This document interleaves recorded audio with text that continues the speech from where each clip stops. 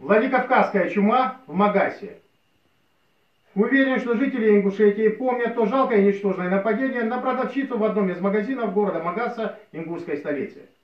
Увидев записи, сделанные камерами видеонаблюдения, мне в голову пришла мысль, опережающая на тот момент свое время, что нападавший имеет генетическое сходство и национальный признак с выходцами из Северной и Южной Осетии, такими как азиатская внешность, ассимилированная и переплетенная с некоторыми кавказскими народами, значительно отличающаяся от автохтонных народов Северного Кавказа, а также характер и почерк самого преступления, довольно распространенного в осетинской среде.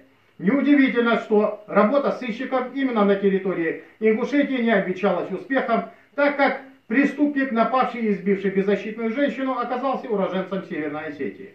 Это Битиев Микель Заурбекович, 1993 года, осетин, ранее судимый и досрочно освобожденный.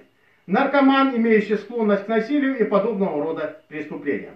До того, как я задам ряд интересующих вопросов жителей Ингушетии, я хотел бы поблагодарить оперативника и Следственный комитет Ингушетии за проделанные оперативно-розыскные мероприятия, а также активных пользователей социальных сетей в нашей республике, поднявших этот инцидент на соответствующий уровень, то есть вас. Возвращаясь к теме совершенного преступления, хотелось бы уточнить. Почему человек, совершивший преступление на территории Ингушетии, находится под опекой правоохранительных органов Северной Осетии? Вернуть ли задержанного в следственный изолятор Ингушетии? Чем мотивируют правоохранительные органы Северной Осетии, ведя свою политику двойных стандартов?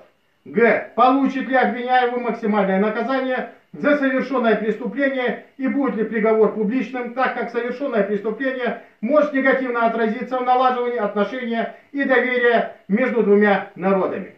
Отдельно хотелось бы обратиться к некоторым общественным организациям Осетии, занимающимся пропагандой аланизма и играми с выдуманным арийским прошлым, с призывом заняться более полезными делами, как духовно-нравственное воспитание своей молодежи, бросить весь свой потенциал на борьбу с наркоманией и морального разложения осетинской молодежи. Серьезно задуматься о том, что будущее вашего региона зависит от культурно-нравственного воспитания вашего подрастающего поколения. Свои комментарии, свои мысли по этому поводу вы можете оставить в комментариях. Всего доброго, до свидания.